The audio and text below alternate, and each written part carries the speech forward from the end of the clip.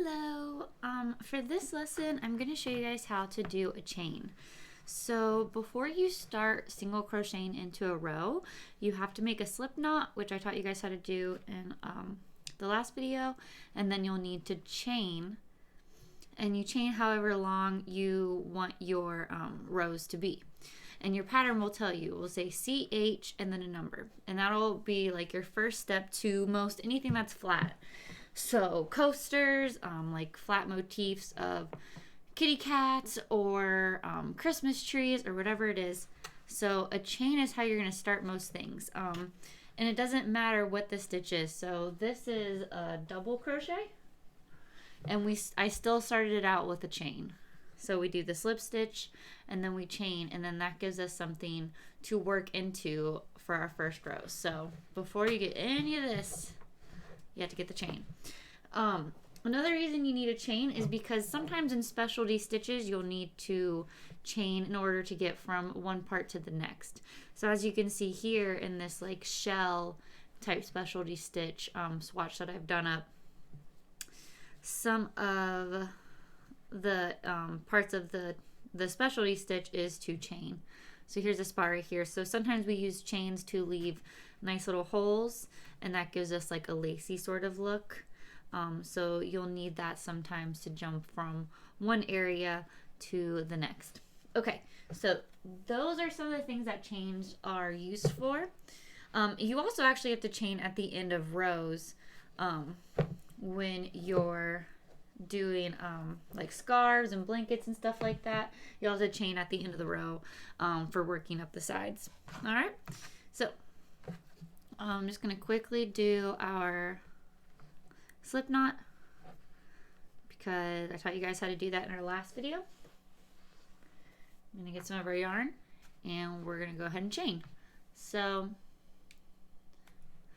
I hold my yarn like this. So I have my thumb on the little flat part, and I'm kind of have the back of my crochet hook in my hand here, on like in the middle of the palm of my hand a little bit, and then I have my pointer finger here, and that's kind of like how I'm moving this around. And then I'm holding the end of my yarn like this. So I just take it, I lay the crochet hook on top, I bring that crochet hook on top, and then I just hold it down here, and then I wrap this around my finger a couple times, and that's how I get it on my hand, like that. So again, just laying it across my hand, wrapping it around my pointer finger a couple times, and then I'm just kind of getting comfy in here. So I'm kind of taking my thumb off of it and wrapping my 3 fingers underneath. And that's how I hold my yarn. Okay, so to chain, we yarn over. Okay, so I'm just bringing my yarn over with my pointer finger there. I'm guiding my yarn over my hook. So it's called YO, yarn over. You'll see YO if you're learning how to do a stitch and you're reading a book that teaches stitches. It'll say YO. And then I'm going to pull this yarn through my slip knot. So in order to do that, I need to twist my hook down. That way when I pull it through, the hook catches. Like so. And that's our first chain. And then we do that again. Yarn over, twist down, pull through. Boom. So that's 2 chains.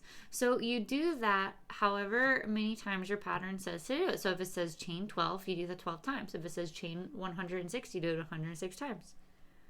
Chain, or yarn over, chain,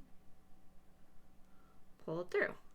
Okay, and sometimes if it's really hard to pull it through, that just means that your loop on your crochet hook is very tight, and what you can do is kind of just like boop boop, loosen it up a little bit by pulling your crochet hook up, and that will make it a little bit bigger. And pull it through a little bit like that. And sometimes if you start to feel like, oh, this string here, it's too long, I can't get a hold of anything, it's too floofy or loopy, or I don't know, whatever you want to call it, all you do is just kind of reposition. So let go of it all.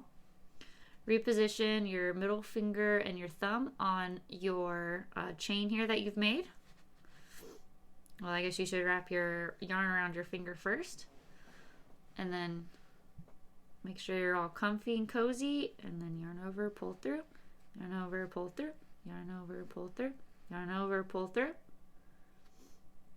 Okay, I'm going to show you what really, really tight tension looks like, okay? So I'm pulling this really, really tight, and I'm holding this really strong, and rah. Oh my gosh, so tight, like that.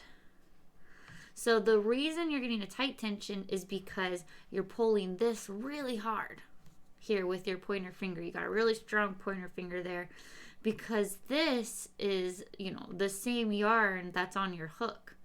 So this tension here, this relationship between your pointer finger pulling this yarn around your hook, that's what's causing loose or tight.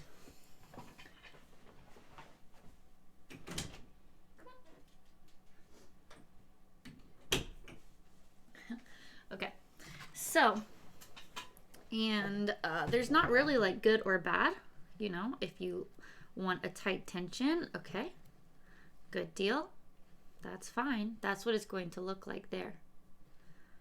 Okay, so tight tension comes in handy for doing amigurumi, which are like plushies, because the stuffing won't come out. If you're doing really tight tension for a scarf or a blanket, just know that it might come out smaller than it might look on the picture, and it might be a little stiffer as well. So that's tight tension. And then a looser tension is we just have more of a bigger loop here, and we get that by just pulling our hook, and we're just a little more gentle, and we pull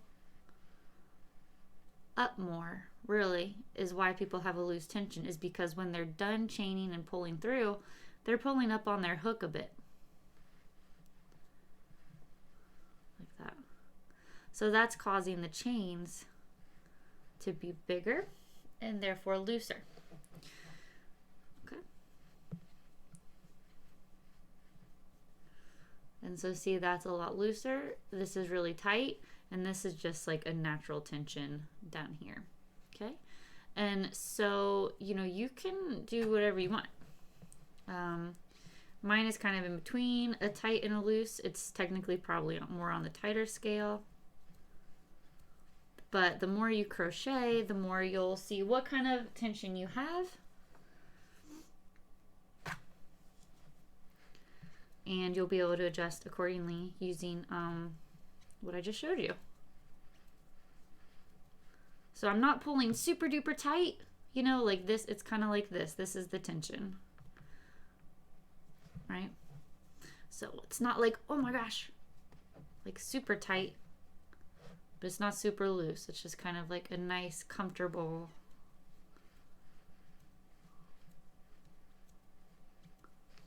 vibe here. Okay. People use these to make little friendship bracelets. You just tie it together at the ends. You just trim this off, trim right here, pull it through, and then you can kind of just tie the ends together, and you have like a friendship bracelet. Of course, this one's too big. People use these as bookmarks as well. I've seen it used. People have used them as headbands before. Don't forget, if you mess up, you can just simply boop, boop, boop, boop, boop, pull it like that. If you're wanting to just do a chain for an accessory, like I just mentioned, like a friendship bracelet or something, I'll show you how to FO, finish off, not F off, not that F word.